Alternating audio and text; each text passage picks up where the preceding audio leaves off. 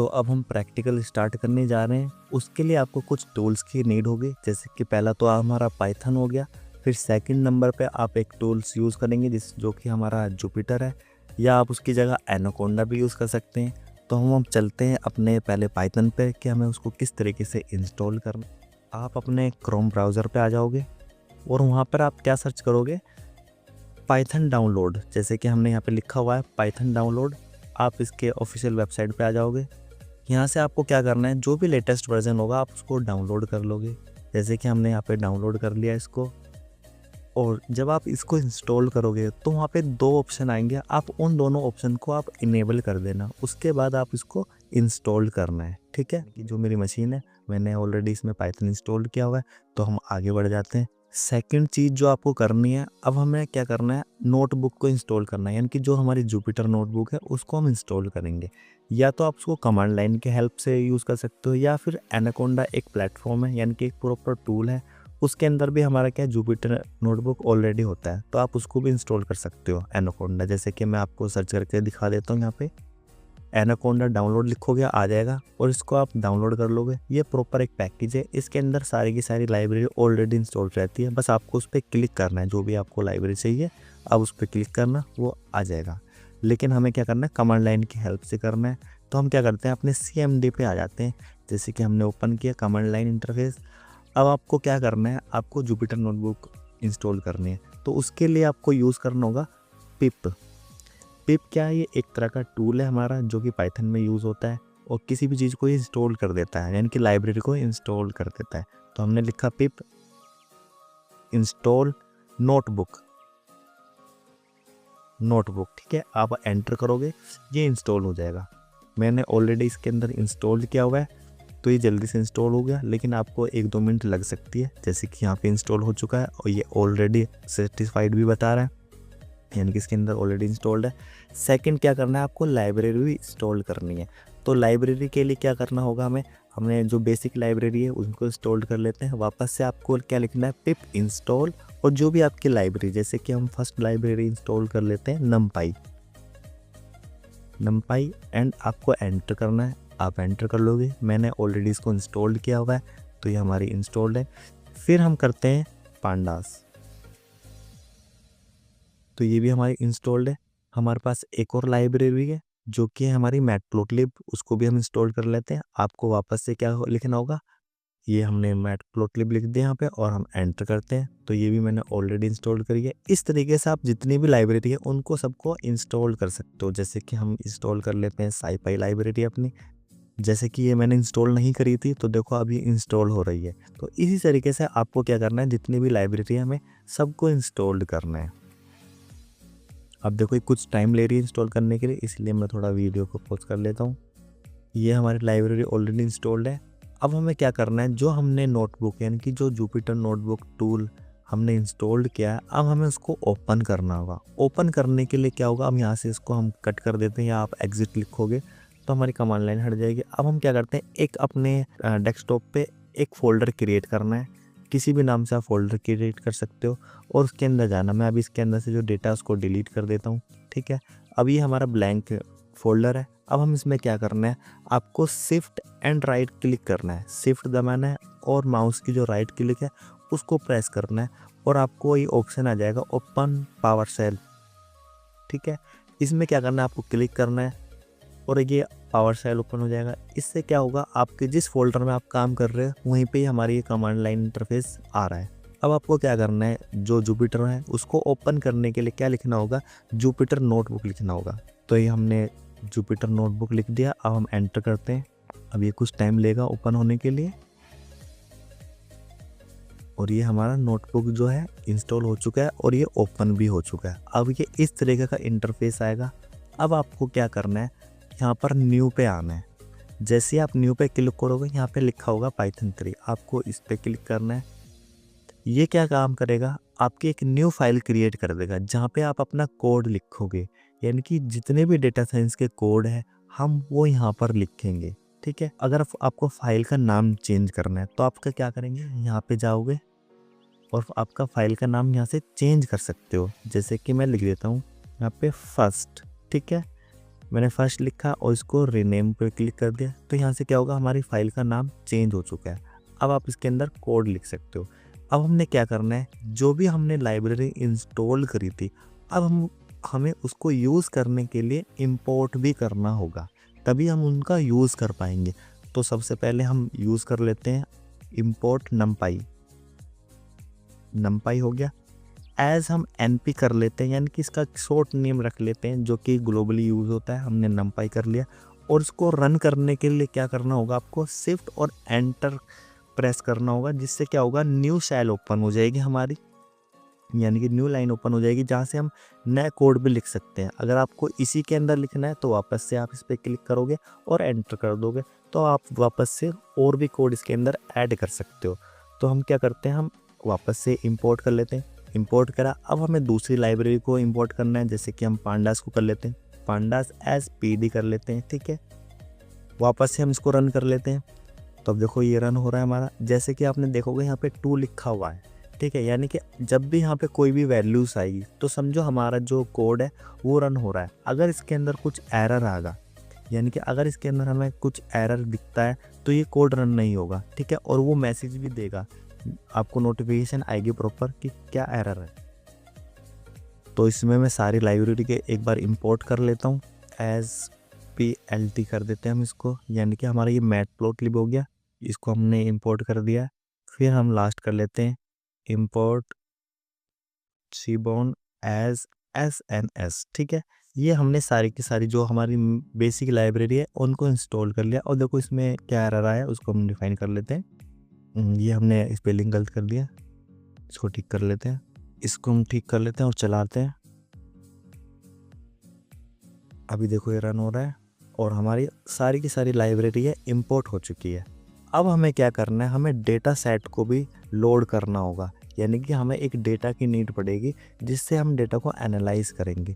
आप जिस कंपनी में काम कर रहे होंगे वहाँ पे आपके पास डेटा होगा ऑलरेडी, लेकिन अभी हम इसको डेटा को एनालाइज करना सीख रहे हैं। तो हम क्या करेंगे, हम गूगल पे आ जाते हैं और वहाँ से हम क्या करते हैं, एक डेटा ले लेते हैं। ये हम अपने क्रोम ब्राउज़र पे आ गए।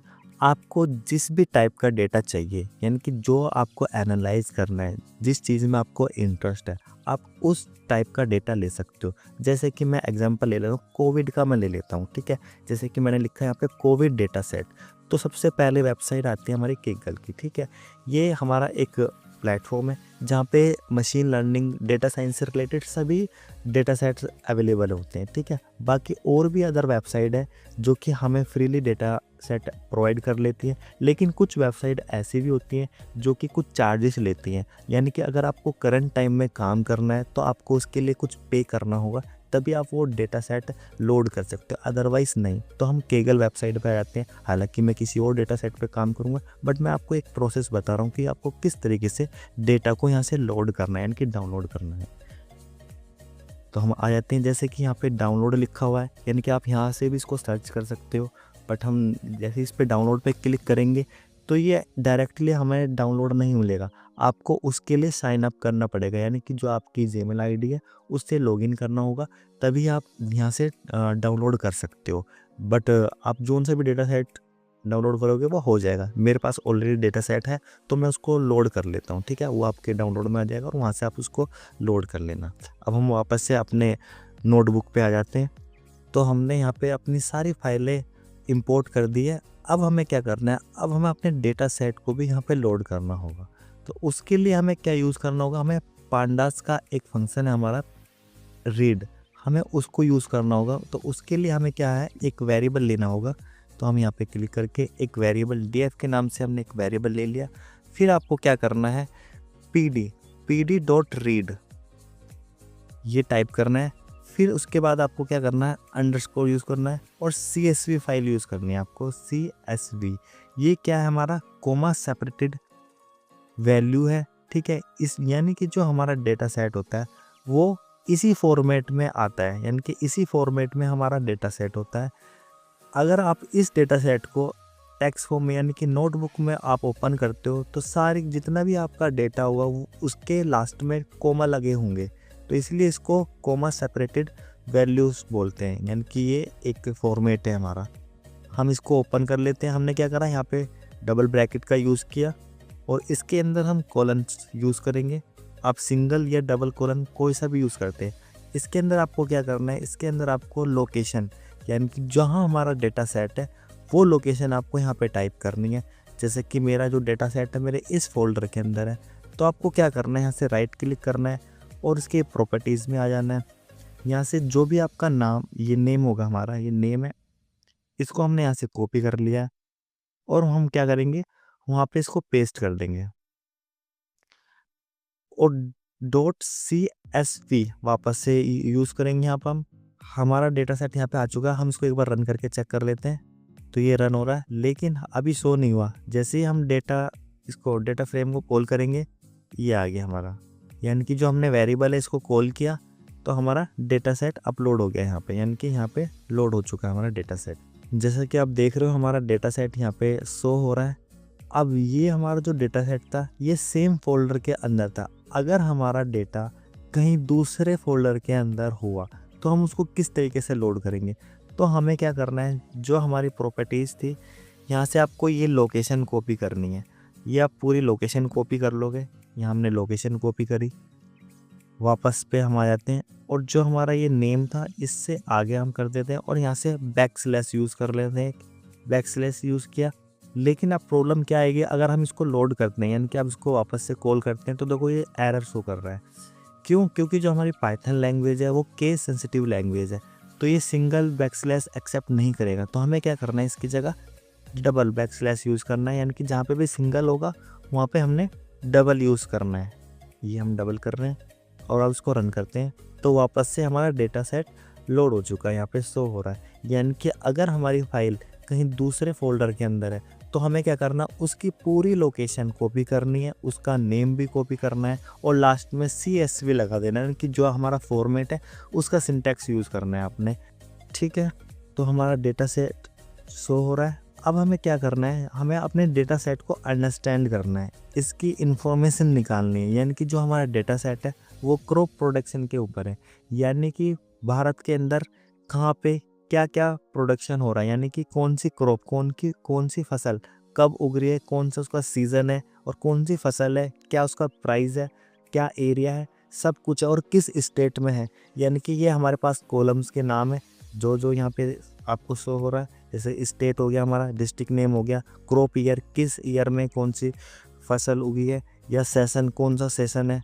ठीक है, क्रॉप हो गया यानी कि कौन सी फसल आप उगा रहे हो, एरिया कितने एरिया में आप उस फसल को उगा रहे हो। ठीक है, और आपका प्रोडक्शन हो गया यानी कि आप कितनी फसल आपने उगाई उस ईयर के अंदर। तो ये हमारा डेटा सेट है। ये तो हमने नॉर्मली से जाना, लेकिन हमारे पास कुछ फंक्शन भी है जिनका यूज़ करके हम और उसको अंडरस्टैंड कर सकते हैं। जैसे कि हमें रो एंड कॉलम्स को फाइंड करना है कि हमारे डेटा सेट के अंदर क्या रो है, कितनी रो है, कितनी कॉलम्स है, वो सब। तो उसके लिए हम क्या यूज़ करेंगे, इसके आगे हम .info यूज़ करेंगे। इन्फो, जैसे ही हमने इन्फो यूज़ किया, इसको रन कर लेते हैं तो अभी क्या कर रहा है, इसकी इन्फॉर्मेशन शो कर रहा है, यानी कि जो हमारे पास डेटा सेट था उसकी इन्फॉर्मेशन शो कर रहा है। जैसे कि आपने ये एंट्री 0 से लेके हमारे यहाँ तक ये एंट्री आ रही है 1364। ठीक है, यानी कि 1364 हमारी एंट्रीज है टोटल। ठीक है, और इसके कॉलम के नाम अगर जानने हो तो कॉलम्स के नाम हमारे ये आगे, जिनका इंडेक्स नंबर भी शो हो रहा है हमारा 0 से लेके 6 तक का इसके इंडेक्स नंबर है हमारे। यानी कि कुल मिला के यहाँ पे क्या हो रहा है, हमारी डेटा की इन्फॉर्मेशन निकल ली। जब तक हम अपने डेटा सेट के बारे में जानेंगे ही नहीं तो हम उसको किस तरीके से एनालाइज कर लेंगे। तो सबसे मेन पॉइंट है हमारा डेटा को जानना। ठीक है, बाद में उसको हम एनालाइज करेंगे। तो हम यहाँ पे अपने डेटा सेट को जान रहे हैं। अब अगर हमें डेटा सेट तो हमने जान लिया, हम इसका टाइप जानना चाह रहे हैं कि इसका टाइप क्या है हमारा, तो हम उसको भी जान लेते हैं। हम इसको थोड़ा नीचे कर लेते हैं, जैसे कि हमारा DF था, हम इसको DF को यूज़ कर लेते हैं। ये हमारा वेरिएबल है और हम क्या करेंगे, अब टाइप चेक करेंगे, या हम कह सकते हैं हम प्रिंट के अंदर भी यूज़ कर सकते हैं इसको। तो हम क्या करेंगे, यहाँ पे प्रिंट कर रहे हैं, टाइप लिखा। ठीक है, और जो भी हमारा वेरिएबल का नाम था उसको डिफाइन कर देना है और हम इसको रन कर लेते हैं। तो ये क्या कर रहा है, हमारा टाइप बता रहा है कि हमारा पांडास है, कोर फ्रेम डेटा फ्रेम है, यानी कि जो हमारा टाइप है ये डेटा फ्रेम है हमारा। ठीक, तो हमने यहाँ से इसका डेटा सेट का टाइप भी जान लिया है। अब हम आगे बढ़ते हैं। अब हम आगे बढ़ते हैं। हमें जानना है कि हमारे पास कितने कॉलम है। हम वैसे भी यहाँ से काउंट कर सकते हैं, लेकिन हमारे पास काउंट एक फंक्शन भी है, हम उसको यूज़ कर लेते हैं। जैसे हमने df लिखा और हमें कॉलम्स जानने के कितने कॉलम्स है, तो हम सेम कॉलम्स लिख देंगे और हमारा कॉलम्स आ जाएंगे। ऐसे कॉलम्स लिखा और इसको रन करते हैं तो हमारे पास कॉलम्स आ गए। जितने भी हमारे पास कॉलम, हमारे पास 7 कॉलम है, तो हमारे पास 7 कॉलम यहाँ पे शो हो रहे हैं। ठीक है, आगे बढ़ते हैं। जैसा कि आपने डेटा सेट देखा, अब हम चाह रहे हैं कि जो हमारा डेटा सेट है उसमें केवल कुछ ही रो हमें डिफाइन हो या कुछ ही ऊपर की रो हमें देखनी हो, तो हम क्या यूज़ करेंगे। उसके लिए हमारे पास 2 फंक्शन है, एक हेड और दूसरा टेल। जो हेड फंक्शन है वो क्या काम करता है, जो हमारी टॉप रो होती हैं उनको शो करता है। जैसे कि हमने हेड लिखा, हेड करा हमने, तो ये क्या करेगा, ऊपर की डिफ़ॉल्ट में हमारी 5 होती है, जैसे 0 से लेके 4 तक स्टार्ट हो रही है, तो ये हमारी क्या है, 5 रो दिखा रहा है, शो कर रहा है। इनकी टॉप से 5 रो। अगर हम इसकी जगह टेल यूज़ करते हैं तो ये क्या काम करेगा, ये जो लास्ट की जितनी भी हमारी रो होंगी, लास्ट की 5 रो को शो करेगा। यानी कि जो हेड है ऊपर की टॉप रो को शो करेगा और जो टेल है वो लास्ट में, यानी कि जो हमारा डेटा सेट है उसके लास्ट की रो को डिफाइन करेगा 5। और ये डिफ़ॉल्ट वैल्यू है इसकी 5। अगर आप इसके अंदर वैल्यूज डालते हो, सपोज करो मैं इसके अंदर 2 वैल्यू डाल रहा हूँ, तो क्या काम करेगा, केवल 2 ही रो दिखाएगा। ऐसी हेड के अंदर जो भी आप इसके अंदर वैल्यूज डिफाइन करोगे उतनी ही रो ये शो करेगा आपको। आगे बढ़ते हैं हम। हमारे पास एक और फंक्शन है जो कि n रोज है। जैसे कि हमने हेड को देखा था, टेल को देखा था, ऐसे ही हमारे पास n रो का फंक्शन है। उसको यूज़ करने के लिए हमें क्या करना पड़ेगा, नंबर ऑफ रोज बोलते हैं इसको। जैसे हमने इसको यहाँ से डेटा सेट को कॉपी किया और लास्ट में हमने इसको यहाँ पे पेस्ट कर लिया। ये जो हमारा फंक्शन है ये इसी रो के अंदर यूज़ होगा, यानी कि जो हमारा डेटा सेट है जहाँ से हम रीड कर रहे हैं डेटा को, इसी के अंदर यूज़ होगा। हमने n रोज यूज़ किया, यहाँ पे कॉमा लगाया और हम यहाँ पे क्या कर रहे हैं, n रोज लिखना है। n रोज लिखा हमने और इसके अंदर जितनी भी आप वैल्यूज डालोगे उतनी ही रो हमें शो हो जाएंगी। तो ये भी हमारा क्या है, एक मेथड है जिससे कि हम रो को हम शो करा सकते हैं अपनी। आगे बढ़ते हैं हम नेक्स्ट फंक्शन पर। अब हम अपने नेक्स्ट फंक्शन पे जाते हैं जो कि हमारा है यूज़ कॉल्स। यानी कि अगर हमें केवल कॉलम को ही शो कराना है अपने डेटा सेट के अंदर, तो हम ये फंक्शन यूज़ करेंगे। हम क्या कर रहे हैं, वापस से डेटा सेट को कॉपी किया हमने, वापस से यहाँ पे हमने पेस्ट किया। अब हम इसकी जगह इसको हटा लेते हैं एन रोज को, और इसकी जगह हम क्या लिखेंगे, यूज़ कॉल्स लिखा, इक्वल टू साइन यूज़ किया हमने, और यहाँ पे आपको वैल्यूज डिफाइन करनी है। ठीक है, अब इसके अंदर ये क्या काम करता है, ये इंडेक्स वैल्यू पे काम करता है हमारा। अब जो भी वैल्यू इसके अंदर आप डिफाइन करोगे वही कॉलम हमें शो हो जाएगा। जैसे कि मैंने 1 वैल्यू डिफाइन करी हमने, तो क्या हुआ, इसने 1 कॉलम, यानी कि आप अगर ऊपर से देखो तो फर्स्ट कॉलम क्या है, हमारा स्टेट का है, लेकिन सेकंड कॉलम यानी कि हमारे जो ऊपर की इंडेक्स हैं, जैसे कि आपने रो में देखा होगा, ये हमारे इंडेक्स वैल्यू है जो कि 0 से स्टार्ट हो रही है। ऐसे ही हमारा कॉलम भी स्टार्ट होता है। तो सेकंड नंबर है 0 और 1, सेकंड पे हमारा डिस्ट्रिक्ट नेम, यानी कि इसने नेम को शो करा दिया। अगर अब हम इसमें मल्टीपल कॉलम्स को शो कराना चाह रहे हैं तो हम क्या करेंगे, इसकी जगह हमें यूज़ करना है स्क्वायर ब्रैकेट। अब हम सपोज करो ये यूज़ किया हमने। अगर हमें मल्टीपल कॉलम यूज़ करना है तो हमें क्या करना होगा, इसी के साथ में हम दूसरे कॉलम का इंडेक्स नंबर भी डाल देंगे। जैसे कि मैंने 4 इंडेक्स नंबर डाला और इसको हमने शो करा दिया। तो ये क्या काम कर रहा है, हमारा 4th इंडेक्स पे जो भी वैल्यू है, यानी कि जो इंडेक्स नंबर पे हमारा कॉलम है वो शो हो गया है। जैसे कि हम ऊपर इसको मिसमैच होगी, सॉरी, हम इसको ठीक कर लेते हैं। ये आ गया हमारा कॉलम, ठीक है। तो यहाँ पे इसने शो करा दिया डेटा क्रॉप का। जैसे कि हम ऊपर से देख सकते हैं कि ये हमारा 0 1 2 3 4 पे क्रॉप आ रहा है, तो उसने यहाँ पे शो कर दिया हमारा 4। यानी कि हम एक पर्टिकुलर कॉलम या मल्टीपल कॉलम्स को शो करा सकते हैं, किसकी हेल्प से, यूज़ कॉल्स की हेल्प से। ठीक है, आगे बढ़ते हैं, नेक्स्ट फंक्शन पे आते हैं। वो क्या काम करता है, वो है हमारा स्किप रोज। यानी कि वो हमारी, अगर हमारे पास एक्स्ट्रा कोई रो आ जाती है टॉप्स पे, तो उसको क्या करेगा, वो उसको स्किप कर देगा। जैसे कि हम इसको यहाँ पे वापस से कॉपी करते हैं, यहाँ पे पेस्ट करते हैं, और यहाँ पे हम वो फंक्शन यूज़ कर लेते हैं जिसका नाम है स्किप रोज। तो हम इसको यूज़ कर लेते हैं, स्किप रोज यूज़ किया हमने।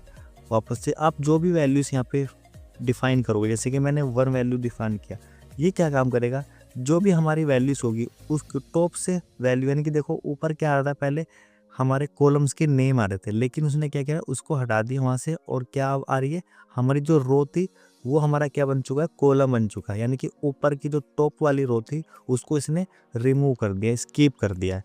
तो ये स्किप फंक्शन इस तरीके से काम करता है हमारा। ठीक है, हम नेक्स्ट करते हैं, आगे बढ़ते हैं। अब हमारा जो नेक्स्ट फंक्शन है वो है हमारा रीनेम का। यानी कि अगर आपको ये हमारे जो कॉलम्स हैं इनमें से किसी भी एक का नाम या किसी का भी नाम या सबके नाम अगर आपको चेंज करने हैं तो रीनेम की हेल्प से आप उन नाम को चेंज कर सकते हैं, नेम को।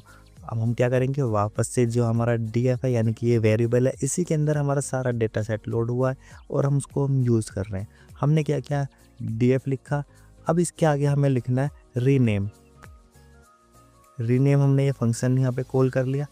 अब इसको हमने ब्रैकेट लगाया। अब ब्रैकेट के अंदर हमें क्या करना है, यानी कि हमें कॉलम्स के नेम डिफाइन करने पड़ेंगे। उसके लिए हमें मेथड यूज़ करना पड़ेगा कॉलम्स का।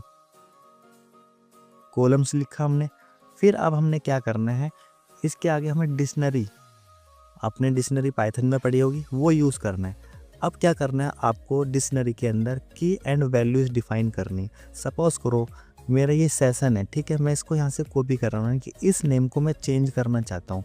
तो मैं क्या कर रहा हूँ, इसको कोलन्स के अंदर यहाँ पे मैंने ये की दे दी इसको। ये क्या है, हमने इसको की डिफाइन कर दिया कि सेशन हमारा की है, यानी कि यहाँ पे हमने जो कॉलम है उसका ओल्ड नेम टाइप कर दिया। अब मेरे को दूसरा नाम चेंज करना है यहाँ पे। सपोज़ करो मैं वापस से यहाँ पे वैल्यूज़ डाल रहा हूँ। मैंने यहाँ पे सपोज़ करो अभी ABC एक वैल्यू डाल देता हूँ हम यहाँ पे ABC, ये हमने वैल्यूज़ डाल दी और हम इसको रन करते हैं।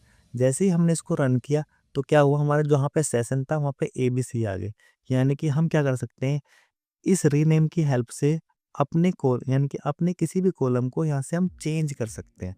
ये क्या है, हमारी कीज़ के अंदर ओल्ड वैल्यू यानी कि ओल्ड नेम है, और यहाँ पे जो हमने वैल्यूज़ डिफाइन किया उसको क्या यहाँ पे न्यू वैल्यू है, यानी कि यहाँ पे आप नया नेम दे सकते हैं कॉलम को। ठीक है, आगे बढ़ते हैं। अब हम नेक्स्ट फंक्शन यूज़ करने वाले हैं जिसका नाम है इंडेक्स कॉल। इंडेक्स कॉल, इसका क्या यूज़ है, अगर हम इसको यूज़ करते हैं, ये भी हमारा मेन हेडिंग यानी कि जो मेन लाइन है इसी में यूज़ करेंगे जहाँ पे हमारा डेटा सेट लोड है। इसी के अंदर हमने कोमा लगाना है। इसका क्या काम है, जैसे कि आप देख रहे होंगे स्टेट नेम फर्स्ट कॉलम है हमारा, अगर आप इसकी जगह किसी और अदर कॉलम को हम फर्स्ट नंबर पे लाना चाह रहे हैं, यानी कि उसको एक हेडिंग के रूप में दिखाना चाह रहे हैं या फिर यहाँ से आइडेंटिफाई करना चाह रहे हैं, तो हम क्या करेंगे, इंडेक्स कॉलम का यूज़ करेंगे। जैसे कि हमने यहाँ पे इंडेक्स लिखा, अंडरस्कोर कॉल लिखना है, अपने इक्वल टू का साइन यूज़ करना है। ठीक है, देन डबल कोलन के अंदर आपको उस कॉलम का नेम रिप्रेजेंट करना है, यहाँ पे नेम देना है जो कि आपका फर्स्ट कॉलम के रूप में शो होगा। जैसे कि हमने यहाँ पे सेशन लिया, तो जैसे हम इसको रन करेंगे तो हमारा क्या होगा, चेंज हो गया। देखो यहाँ पे फर्स्ट नंबर पे क्या हुआ, हमारा सेशन आ गया और सेकंड नंबर पे स्टेट नेम आ गए। तो इस तरीके से हम क्या कर सकते हैं, कोई से भी कॉलम को हम फर्स्ट नंबर पे ला सकते हैं एज ए इंडेक्स नंबर। ठीक है, नेक्स्ट करते हैं। अब हम नेक्स्ट फंक्शन यूज़ कर लेते हैं। अब सपोज़ करो आपके पास डेटा सेट है, लेकिन आपको कुछ ही पर्टिकुलर वैल्यूज़ चाहिए, यानी कि पर्टिकुलर रो का डेटा देखना है आपने, तो आप क्या करोगे उसके अंदर। जैसे कि हमने डीएफ के अंदर हमारा पूरा डेटा सेट है, हमने क्या किया, यहाँ पे इंडेक्स वैल्यू से उसको हम यहाँ से सर्च कर सकते हैं। सपोज़ करो मैंने यहाँ पे 6 इंडेक्स वैल्यू डाल दी, हम इसको रन कर रहे हैं तो ये कर रहा है, देखो एरर शो कर रहा है ये। अब सपोज़ करो मैं इसकी जगह 3 कर देता हूँ और यहाँ पे मैंने कोलन लगाया और यहाँ पे वापस से मैं इसको सर्च कर रहा हूँ, तो देखो इसने हमें क्या करा, वैल्यूज़ दे दी। यानी कि जो इंडेक्स वैल्यू थी 3 से लेके हमारे कितनी 5 तक का, क्योंकि ये n-1 लेके चलता है तो इसने यहाँ पे केवल 2 ही वैल्यू दी, 5 की वैल्यूज़ नहीं दी। और इस मेथड को बोलते हैं स्लाइसिंग। अगर आप सपोज़ करो एक पर्टिकुलर वैल्यू यानी कि एक ही केवल रो को आप यहाँ पे शो करना चाह रहे हो, तो आप क्या करोगे, यहाँ पे केवल आपको 4 लिख देना है। तो क्या हुआ, देखो एक ही केवल रो हमें शो हो रही है और उसी का पूरा डेटा नज़र आ रहा है। ठीक है, इस तरीके से आप जितने भी आपको डेटा देखना है आप उतना डेटा देख सकते हैं यहाँ से। जैसे कि हमने किया, ये और भी आ गई, और जैसे जैसे आप यहाँ की इंडेक्स वैल्यू आप इंक्रीज़ करते रहोगे, वैसे वैसे हमारा क्या डेटा भी शो होता रहेगा। ठीक है, इस तरीके से हम यहाँ पे वैल्यूज़ को शो कर सकते हैं। ठीक, जितनी भी आपको देखनी होगी। इसके कुछ फंक्शन भी है, यानी कि ये तो हमारा हो गया मैनुअल मेथड, यानी कि हम इसको क्या कर रहे हैं, हम खुद से ही यूज़ कर रहे हैं, इंडेक्स वैल्यू रिप्रेजेंट कर रहे हैं। लेकिन हमारे पास कुछ दो फंक्शन है, जैसे कि एक तो हमारा LOC यानी कि लोकेशन मेथड है, और एक आई लोकेशन मेथड है यानी कि इंडेक्स लोकेशन। अब ये किस तरीके से काम करता है उसको भी हम देख लेते हैं।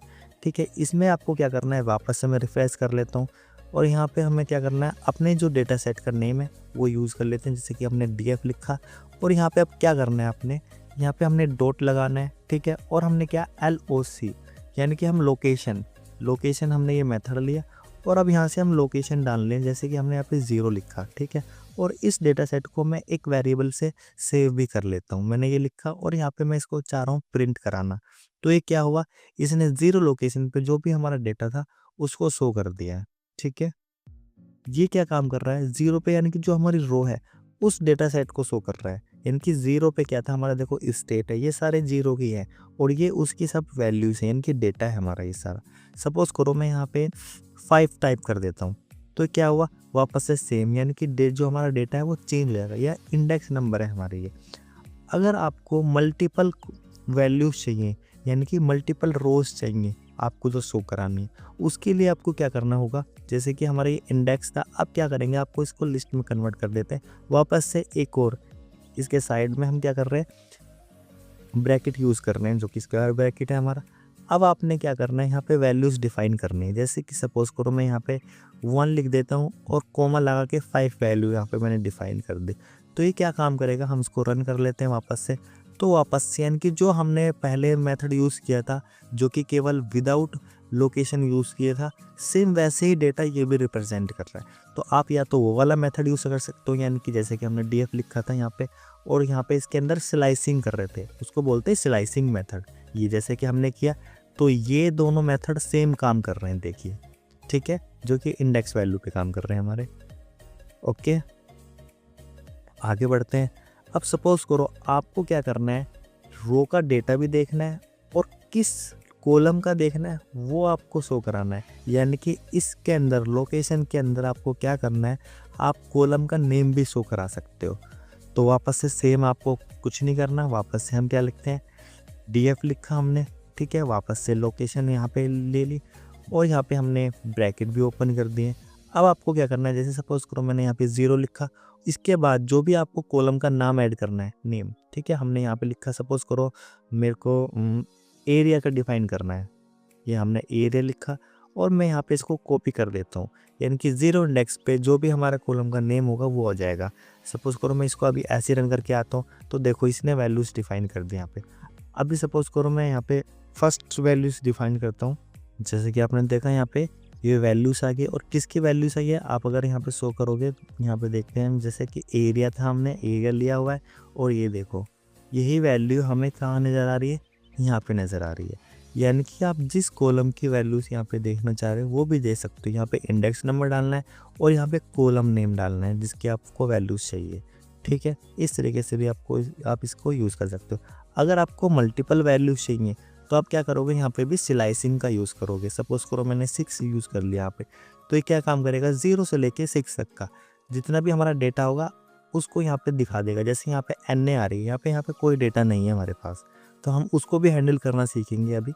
इसके बाद जो हमारा फंक्शन है, जैसा कि हमने ये लोकेशन वाला यूज़ किया था, ऐसे हमारा आई लोकेशन है, वो क्या काम करता है, वो भी हमारा जैसे सेम यही काम करता है, ऐसे ही वो भी काम करता है। लेकिन इन दोनों में डिफरेंस ये है, ये हमारा नेम को भी एक्सेस कर सकता है, यानी कि कॉलम को भी एक्सेस कर सकता है, बट जो हमारा आई लोक मेथड है वो कॉलम को एक्सेस नहीं कर सकता, वो इंडेक्स वैल्यू पे ही काम करता है। आई लॉग की हमने जैसे कि अब हम सपोज करो यहाँ पे वैल्यूज़ डिफाइन करना चाह रहे हैं, तो हम यहाँ पे वैल्यूज़ उसको डाल सकते हैं। जैसे कि आप सपोज करो मैंने यहाँ पे ये डेटा दिया, तो हमने केवल कोलन यूज़ किया हुआ है, तो यहाँ पे क्या हुआ, सारा डेटा हमारे पास आ गया। अगर आपको कुछ चीज़ें ही डिफाइन करनी, सपोज करो मैंने यहाँ पे कोमा लगाया, और यहाँ पे मैं 6 दे देता हूँ, तो क्या हुआ, देखो सेम वही वैल्यूज़ यहाँ पे डिफाइन कर रहा है। यानी कि जो हमारा नॉर्मल मेथड है, आप उसको भी DF करके इस तरीके से भी यूज़ कर सकते हो। तो सेम है हमारा ये दोनों, ये आ गया हमारा यहाँ पे कोलन, और यहाँ पे हमने 6 कर दिया, तो ये देखिए हमारा सेम डेटा आ रहा है। इन दोनों में बस फ़र्क इतना ही, ये हमारा क्या एक फंक्शन है और ये हम क्या कर रहे हैं मैनुअली इसको कॉल कर रहे हैं बाय यूजिंग स्लाइसिंग। कॉलम को रीनेम करना भी सीख लिया। अब हम क्या करते हैं डेटा को, जो हमारा डेटा सेट है इसको डिलीट करना, यानी कि अगर हमें एक पर्टिकुलर कॉलम को डिलीट करना है तो वो किस तरीके से करेंगे वो भी जान लेते हैं। जैसे कि हमने यहाँ पे df लिखा, अब आपको इसको डिलीट करना है तो उसके लिए क्या है हमारे पास ड्रॉप फंक्शन है। जैसे कि हमने यहाँ पे ड्रॉप यूज़ किया और इसके अंदर आपको क्या करना है कॉलम का नेम यूज़ कर लेते हैं। जैसे कि हमने कॉलन के अंदर ये यूज़ किया, जैसे कि सपोज़ करो मैं यही नेम ले लेता हूँ यहाँ से वापस से, आप सिंगल या डबल कॉलन कौन से भी यूज़ कर सकते हो, ये हमने यूज़ किया। अब आपको क्या करना है, जैसे कि हमने देखा कि ये इंडेक्स नंबर है, ऐसी कॉलम का भी इंडेक्स नंबर होता है। जो ज़ीरो होता है हमारा उसके लिए तो हमारा क्या है रो, यानी कि जो ज़ीरो इंडेक्स नंबर पे काम करेगा एक्सिस, यानी कि किस एक्सिस पे हम काम कर रहे हैं, यानी कि ज़ीरो एक्सिस पे होगा हमारा रोज और वन एक्सिस पे होगा हमारा कॉलम। तो हम क्या करते हैं यहाँ पे कॉलन का यूज़ करते हैं और यहाँ पे हम एक्सिस लिखते हैं। हमने यहाँ पे क्या लिखा 1 लिख दिया। अब सपोज़ करो हम इसको यहाँ पे रन कर रहे हैं तो क्या हुआ हमारा जो डेटा यानी कि जो सेशन कॉलन था वहाँ से डिलीट हो चुका है। अब अगर हमें मल्टीपल कॉलम को डिलीट करना है, यानी कि हमें जो मल्टीपल कॉलम है हमारे पास उनको अगर हमें डिलीट करना है तो उसके लिए हमें क्या करना होगा, उसके लिए हमें जो ये हमारा कोड है इसके अंदर हमें क्या लिस्ट को रिप्रेजेंट करना होगा। लिस्ट के अंदर ही हम सारी चीज़ें एक्सेस करेंगे। जैसे कि हमने ये क्या अभी जो सिंगल था तो सिंगल तो हमने डायरेक्ट कर लिया, लेकिन जब हम मल्टीपल की बात करते हैं तो हमें क्या करना है वापस से ये नेम यूज़ करना है। हमने क्या करा यहाँ से नेम को कॉपी कर दिया और यहाँ पे वापस से हम क्या करते हैं कोलन लगा के इसको एक्सेस कर सकते हैं। यहाँ पे हमने कोमा लगाया और इसको हम एक्सेस कर रहे हैं। तो क्या हुआ हमारा स्टेट नेम भी डिलीट हो गया है, ठीक है। लेकिन जो हमारा ये मेन डेटा सेट है यानी कि जो हमारे CSV फाइल है वहाँ से अभी कुछ भी डिलीट नहीं हो रहा है। बस हम क्या कर रहे हैं यहाँ पे डेटा को यहीं पे ही मैनिपुलेट कर रहे हैं, यहाँ पे चीज़ों को क्रिएट कर रहे हैं, डिलीट कर रहे हैं, जो भी है हम सब यहीं पे ही काम कर रहे हैं, ठीक है। आगे बढ़ते हैं। अब अगर हमें केवल रो को डिलीट करनी है तो उसके लिए क्या करना होगा, उसके लिए हमारे पास इंडेक्स वैल्यू है। तो हम क्या करेंगे इनको हम यहाँ से रिमूव कर देते हैं, हटा देते हैं और यहाँ पे हम क्या करते हैं इंडेक्स वैल्यू डाल देते हैं। जैसे कि सपोज करो मैंने 0 लिखा, यहाँ पे 3 लिख दिया, तो जहाँ पे भी ये वैल्यूज़ होंगी यानी कि रो होंगी उनको डिलीट कर देंगे और एक्सिस की जगह क्या करना है आपको 0 कर देना है, ठीक है। तो अब ये क्या करेगा हमारा डेटा डिलीट कर देंगे, यानी कि जिस एक्सिस पे हमारी 0 और 3 पे डेटा होगा वो वहाँ से डिलीट हो चुकी होगी, ठीक है। इस तरीके से हम डेटा को डिलीट भी कर सकते हैं। तो जितना भी हमने ये अभी तक जितने भी फंक्शन यूज़ करे इसमें हमने क्या करा, यानी कि जो हमारा डेटा सेट था यानी कि जो हमारा ये मेन डेटा था उसको ही हम क्या कर रहे हैं स्ट्रक्चर, यानी कि जो इसका स्ट्रक्चर है उसी के अंदर हम चीज़ों को ऐड कर रहे हैं, डिलीट कर रहे हैं, ठीक है। उसके अंदर से इंफॉर्मेशन निकाल रहे हैं, यानी कि जितने भी हमने ये जितने भी फंक्शन थे हमने इनसे क्या करा अपने डेटा सेट को जाना, यानी कि उसको अंडरस्टैंड किया कि हमारे डेटा सेट के अंदर है क्या। अगर आपको कोई चीज़ इसमें इम्प्लीमेंट करनी है तो हमने फंक्शन की हेल्प से उसको इम्प्लीमेंट किया। वहाँ से हमने फंक्शन को कॉलम जो हमारे थे उसको हमने रीनेम भी किया, डिलीट भी कर लिया, ठीक है। उसको इंडेक्स वैल्यू से एक्सेस भी कर लिया, स्लाइसिंग भी कर ली उसके अंदर हमने, यानी कि जो हमारा स्ट्रक्चर था यानी कि हम इस डेटा सेट के स्ट्रक्चर को किस तरीके से चेंज कर सकते हैं वो जाना। अब जो नेक्स्ट पार्ट होगा हमारा उसके अंदर हम क्या करेंगे, उसके अंदर हम करेंगे जो हमारा डेटा सेट है उसके अंदर जो नल वैल्यूज़ है उसको हम फाइंड करेंगे। जैसे कि आपने ये देखा NaNA लिखा हुआ है, ये क्या है हमें नॉट ए नंबर, यानी कि यहाँ पे कोई भी वैल्यू नहीं है। यानी कि हमारे डेटा सेट के अंदर कई बार ऐसा होता है कि नल वैल्यूज़ रह जाती है, यानी कि जब हम डेटा कलेक्ट कर रहे होते हैं तो वहाँ से क्या होता है हमारे पास कुछ वैल्यूज़ नहीं होती तो हम वहाँ पे कुछ नहीं लिखते या हम क्या करते हैं डैश लिख देते हैं या ब्लैंक छोड़ देते हैं। ये कई बार हमारे पास क्या होता है डेटा गलत आ जाता है या हम गलत एंट्री कर देते हैं, यानी कि ये सारे के सारे क्या पर्सन जो इसके अंदर डेटा एंट्री कर रहा होता है उससे भी गलतियां हो जाती हैं, ठीक है।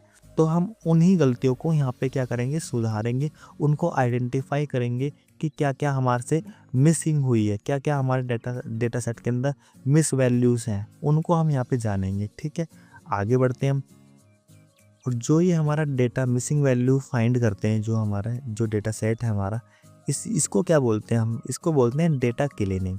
यानी कि हमारे पास डेटा है या बोल सकते हैं प्री प्रोसेसिंग, यानी कि हमारे पास डेटा है, यानी कि जो यूज़र है जो एंड यूज़र है, सपोज़ करो आप जनगणना होती है हमारे घर पे तो वो क्या करते हैं, हमारे घर से डेटा कलेक्ट करके जाते हैं। उसमें वे हमारी इन्फॉर्मेशन जानते हैं कि आपकी फैमिली में कितने मेंबर हैं। कई बार क्या होता है, कुछ चीज़ें मिस हो जाती है, लेकिन क्या हुआ, डेटा तो कलेक्ट हो गया। अब हम डेटा तो कलेक्ट कर दिया, लेकिन हम क्या कर रहे हैं, अब वापस से उसको क्लीन करने की कोशिश कर रहे हैं, जिसको बोलते हैं प्री प्रोसेसिंग। यानी कि एक ही डेटा सेट पे वापस से हम क्या कर रहे हैं, काम कर रहे हैं, ताकि उसके अंदर जितने भी मिसिंग वैल्यूज़ हैं उसको हम ढूंढ सके, उसको फाइंड कर सके कि कहाँ पर है, और उस मिसिंग वैल्यू की जगह हम कुछ वैल्यू ऐड कर सकें।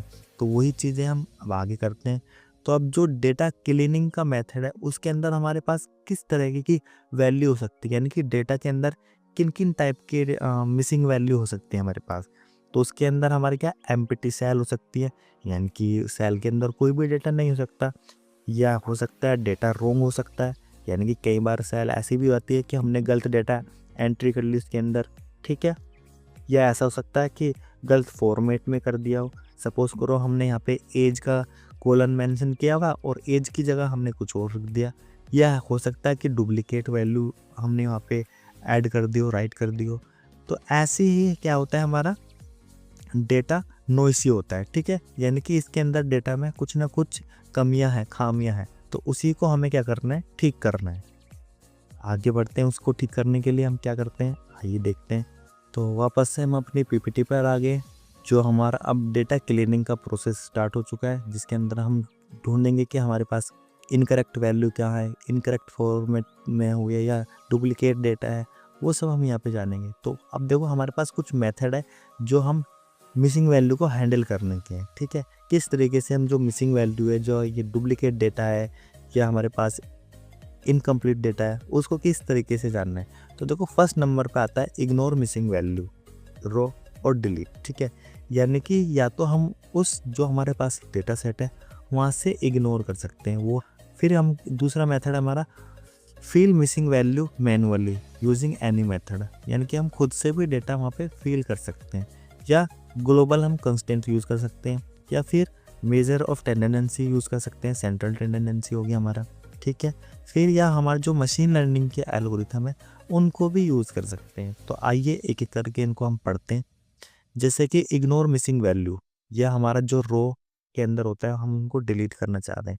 तो अभी किस कंडीशन में हम उनको इग्नोर करेंगे, यानी कि अगर हमारे पास डेटा सेट है और उसके अंदर केवल 2 से 3 या कुछ ही % डेटा नॉइसी डेटा है हमारे पास, यानी कि कुछ ही वैल्यू मिसिंग है उसके अंदर, और हमारे जो डेटा सेट है, पूरे डेटा सेट पे कोई इफेक्ट नहीं पड़ रहा उन मिसिंग वैल्यू से, तो हम क्या करेंगे, उसको इग्नोर कर देंगे, ठीक है। हमें वहाँ पे कोई भी हैंडलिंग मेथड यूज़ नहीं करना, हम उनको छोड़ देंगे, क्योंकि वो हमारे डेटा सेट पे ज़्यादा इफेक्ट नहीं डालेगा। सेकंड मेथड है हमारा मिसिंग वैल्यू, और उनको हम मैनुअली ही अपडेट करेंगे, मैनुअली ही राइट करना होगा। जैसे कि एग्ज़ाम्स होते हैं हमारे पास, ठीक है। एग्ज़ाम्स में आपने दिए होंगे, उसमें क्या होता है, सपोज़ करो जैसे कि ये डायग्राम है, इसमें अंडरस्टैंड करते हैं, उसमें परसेंटेज तो शो हो रही है, लेकिन उसने उसकी अटेंडेंस नहीं हुई। जैसे कि आप एग्ज़ाम देते हो इग्नू के, ठीक है, उसमें क्या होता है, आपके पास अटेंडेंस सीट आती है, आपने पेपर तो कंप्लीट कर दिया, आपके नंबर भी आ गए, लेकिन क्या हुआ, वहाँ पे परसेंट लगाना भूल गए आप। तो ये क्या काम करना पड़ेगा, हम इसको मैनुअली भी कर सकते हैं, ठीक है। यानी कि हमें पता है कि भाई जब उसने उसकी परसेंटेज यानी कि उसके मार्क्स मिले हैं उसको, तो वो प्रेजेंट भी होगा, ठीक है। तो हम क्या करेंगे, इसको मैनुअली फिल कर सकते हैं। यानी कि कुछ कंडीशंस ऐसी हो जाती है जहाँ पे हम मैनुअली काम करना होता है, ठीक। आगे बढ़ते हैं। फिर आता है हमारा ग्लोबल कांस्टेंट। ये क्या है, इसमें क्या है, यानी कि हमें नहीं पता कि जहाँ पे मिसिंग वैल्यू है, हमें क्या डेटा ऐड करना है। तो वहाँ पे क्या करेंगे, 0 लिख देंगे या NA लिख देंगे, हमें नहीं पता कि हमें क्या लिखना है वहाँ पर। तो वहाँ पे हम ग्लोबल कांस्टेंट यूज़ करेंगे, यानी कि अगर वहाँ पे मिसिंग वैल्यू है तो वहाँ से पता लग जाएगा कि वहाँ पे कोई वैल्यूज़ नहीं है।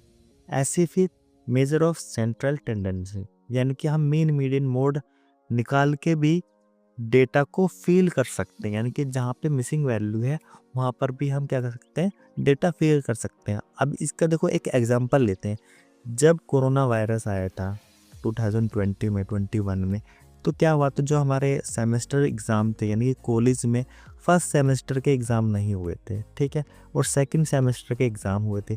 तो जो कैंडिडेट जो स्टूडेंट सेकंड सेमेस्टर में पास हो गए थे उन्होंने क्या करा, कॉलेज वालों ने, यूनिवर्सिटी वालों ने, उन्होंने जितने भी स्टूडेंट पास हुए थे उनके मार्क्स का मीन निकाल लिया और मीन निकालने के बाद उनको पास कर दिया गया। यानी कि हम यहाँ से भी क्या कर सकते हैं, डेटा निकाल सकते हैं, यानी कि मीन मीडियन मोड निकाल के हम क्या कर सकते हैं, वैल्यूज डिफाइन कर सकते हैं। आप खुद रिलेट करना कि जो अगर आप कोरोना काल में पास हुए होंगे तो आपके सेम मार्क्स आए होंगे, यानी कि एक जैसे मार्क्स आए होंगे आपके सेमेस्टर में, तो वो किसकी वजह से हुआ, वो मीन मीडियन मोड की वजह से हुआ। ठीक है, फिर लास्ट में आता है हमारा मोस्ट, ये जो है हमारा मशीन लर्निंग के अंदर, ठीक है, प्रोबेबल यूज़ होता है। यानी कि अगर हमारा डेटा इन सब मेथड से क्लीन नहीं होता, हम मिसिंग वैल्यू नहीं फाइंड कर पाते, तो फिर हम क्या करते हैं, मशीन लर्निंग का यूज़ करके वो डेटा हम फाइंड कर लेते हैं वहाँ से और वहाँ पे डेटा फिल करने की कोशिश करते हैं। तो ये मेथड थे हमारे डेटा जो मिसिंग वैल्यू उनको फिल करने के। ठीक है, अब हम इनका प्रैक्टिकल करते हैं। ठीक है, तो हम वापस से अपने नोटबुक पे आ गए जहाँ पे हमारा डेटा सेट है।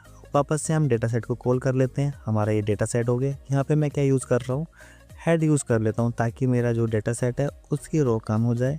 हमने क्या किया, हेड डेटा सेट यूज़ कर लिया। ठीक है, अब आपको क्या करना है, हमें डेटा क्लीन करना था, बट उससे पहले हमें ये भी तो जानना है कि हमारे पास कितनी नल वैल्यूज़ है। तो उसके लिए हमारे पास फंक्शन है इज़ नल का। जो इज़ नल है हमारा एक फंक्शन है जो कि बताता है हमारे डेटा सेट के अंदर कितनी नल वैल्यूज़। तो आपको उसको किस तरीके से अप्लाई करना है, यानी कि आपको जो डेटा सेट का नेम है यानी कि डीएफ हमने वो लिखा और यहाँ पे हमने इज़ नल यूज़ करना है। अपने इज़ नल यूज़ किया हमने और ये ब्रैकेट्स क्लोज कर दिए और वापस से हमने इसको एंटर किया। फंक्शन है ये क्या काम करता है, ये हमें ट्रू और फॉल्स वैल्यू देता है, यानी कि ये बूलियन वैल्यू पे काम करता है। जहाँ भी हमारे पास नल वैल्यूज़ होगी वहाँ पे ये ट्रू शो करेगा, जैसे कि ये ट्रू आ रहा है। अगर हमारे पास नल वैल्यू नहीं होगी तो वहाँ पे ये फॉल्स दिखाएगा। ठीक है, एक तो मेथड हमारे पास ये है। वापस से एक मेथड हमारे पास और है जिसको बोलते हैं इज़ एन ए। ठीक है, ये भी हमारा सेम ऐसे ही काम करता है। हमने क्या करा, वापस से df यूज़ किया और अब हम क्या कर रहे हैं, इज़ एन ए कर देते हैं। ठीक है, इसको यूज़ किया, ये भी सेम हमें ऐसी तरीके से आउटपुट देता है। ठीक है, तो आप कोई सा भी फंक्शन यूज़ कर सकते हो। ठीक है, मैं इसको रिमूव कर देता हूँ। अब हमने यहाँ पे क्या करा, हमने नल वैल्यूज़ देखी यहाँ पे कि हाँ जहाँ पे ट्रू आ रहा है वहाँ पे नल वैल्यूज़ है, लेकिन हमने इनको काउंट नहीं किया। तो काउंट करने के लिए क्या यूज़ करना पड़ेगा हमें, तो काउंट यूज़ करने के लिए हमें यूज़ करना पड़ेगा सम फंक्शन, SUM। आपने सम टाइप किया और आप इसको एक्सिक्यूट करते हैं जैसे कि ये। तो अब क्या हुआ, जितने भी हमारे पास कॉलम थे उनके अंदर उनकी वैल्यूज़ आ गई हैं, यानी कि जिस कॉलम में जितनी भी वैल्यूज़ होंगी, नल वैल्यूज़ होंगी, वो हमें यहाँ पे शो हो रहा है। जैसे कि यहाँ पे क्रॉप ईयर में 5 है, सेशंस के अंदर 12 है, क्रॉप में 1, इस तरीके से नल वैल्यूज़ फाइंड हो रही है। अगर आपको इनका भी टोटल करना है तो वो किस तरीके से करोगे, तो हमने क्या करा, वापस से यहाँ पे सम यूज़ कर लेते हैं।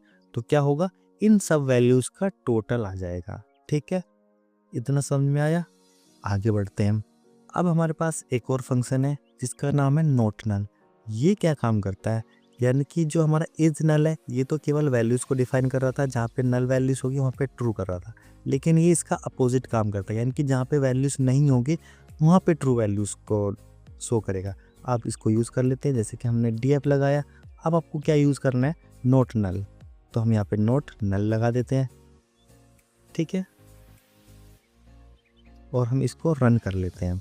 जैसे ही हम इसको रन करेंगे ये हमें डेटा, देखो अब ये क्या कर रहा है, अपोजिट काम कर रहा है। जहाँ पे हमारी नल वैल्यूज़ नहीं थी तो वहाँ पे क्या कर रहा है, ट्रू वैल्यू शो कर रहा है, और जहाँ पे नल वैल्यूज़ थी वहाँ पे क्या कर रहा है, फॉल्स वैल्यू को शो कर रहा है। ठीक है, ये इसका अपोजिट काम करता है, यानी कि जो हमारा इज नल था उसके अपोजिट काम करता है। इसमें भी आप सम फंक्शन का यूज़ कर सकते हो, जैसे कि हम यहाँ पे सम कर रहे हैं तो ये इस तरीके से काम कर रहा है। ठीक है, क्योंकि वैल्यूज़ नल नहीं थी तो देखो यहाँ पे केवल क्या कर रहा है, सबकी टोटलिंग कर रहा है, और जिसमें नल वैल्यूज़ है उनको दिखा रहा है। ठीक है, तो इस तरीके से हम इसका भी यूज़ कर सकते हैं। ठीक है, अब हमें क्या करना है, सपोज़ करो हमने यहाँ तो पूरे डेटा सेट के अंदर हम नल वैल्यूज़ फाइंड कर रहे हैं, लेकिन हमें एक पर्टिकुलर कॉलम के अंदर ही नल वैल्यूज़ को देखना है कि वो किस तरीके से देखेंगे। तो उसके लिए हमारे पास मेथड है, वापस से हम df यूज़ कर लेते हैं और डीएफ के अंदर हमने क्या करना है, वापस से इंडेक्सिंग करनी है।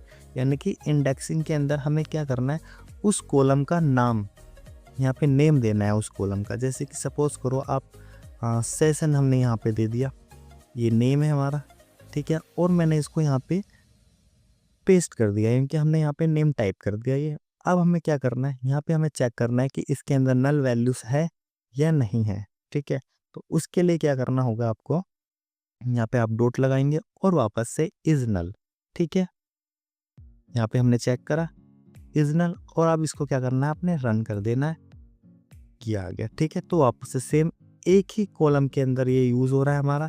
अगर आप इसके अंदर सम लगाना चाहते हो तो हम सम फंक्शन का भी यूज़ कर लेंगे। जैसे कि इसके अंदर आ गया 12 वैल्यूज़ है, यानी कि इस सेशन फंक्शन के अंदर, सेशन कॉलम के अंदर क्या है, 12 वैल्यूज़ आ रही हैं, यानी कि 12 वैल्यू नल है इसके अंदर। इस तरीके से हम क्या कर सकते हैं, नल वैल्यूज़ फाइंड कर सकते हैं, ठीक है।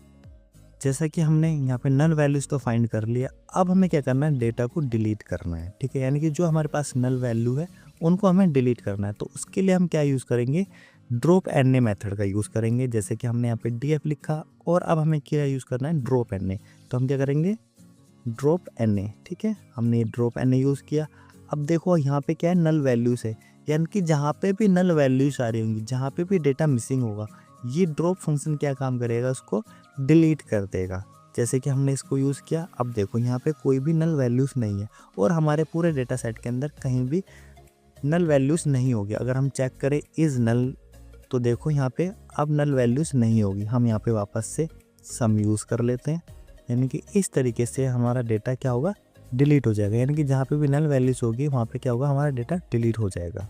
ओके, हम आगे बढ़ते हैं। यानी कि जो हमारा ड्रॉप एन ए फंक्शन था, इसको हर जगह यूज़ नहीं करना है, क्योंकि ये क्या काम करता है, ये जितने भी नल वैल्यूज़ होती है उन सबको डिलीट कर देता है। उसके लिए हमें और भी अलग मेथड है जिनको हम यूज़ कर सकते हैं। जैसे कि हमारा फिल एन ए मेथड होता है, यानी कि जहाँ पे भी नल वैल्यूज़ है वहाँ पे क्या होगा, डेटा फिल हो जाएगा। हम उसको भी यूज़ करके देख लेते हैं। जैसे हमारा डी एफ डेटा था, हम यहाँ पे क्या यूज़ करेंगे, fill N A method use करेंगे, ठीक है। ये हमने fill N A method use किया। अब आपको जो भी वैल्यूज़ के अंदर फिल करनी है वो हम क्या करेंगे, वो यूज़ करेंगे। सपोज़ करो जैसे हमारे पास नल वैल्यूज़ थी, हम यहाँ पे इसको यूज़ कर लेते हैं। जैसे कि मैंने यहाँ पे हेलो लिख दिया, ठीक है, हेलो लिखा। अब जहाँ भी हमारे पास नल वैल्यूज़ होगी वहाँ पे सब जगह हेलो लिखा जाएगा। देखो जैसे कि ये लिखा हुआ है हेलो, और भी नीचे जो नल वैल्यूज़ होंगी वहाँ पे भी हेलो ही रिप्रेजेंट होगा, वहीं पे हेलो दिखा हुआ होगा, ठीक है। यानी कि ये क्या कर रहा है, हमारे पास हम वहाँ पे एक पर्टिकुलर वैल्यू डाल रहे हैं। बट ये मेथड भी प्रॉपर तरीके से कंप्लीट नहीं है। क्यों? क्योंकि जैसे कि हमने यहाँ पे नंबर डाला है, यहाँ में हमारे पास क्या है, नंबरिक डेटा है, यानी कि नंबर्स की फॉर्म में। बट हम क्या कर रहे हैं, वहाँ पे एक स्ट्रिंग वैल्यू शो कर रहे हैं, ठीक है। तो हम बस केवल इनको यूज़ करना सीख रहे हैं कि किस तरीके से यूज़ करना है। यानी कि हम इसकी जगह हम एक वैल्यूज़ भी डाल सकते थे जो कि हमारे क्या, इंटीजर वैल्यू होगी, ठीक है। फिल एन ए मेथड समझ में आया।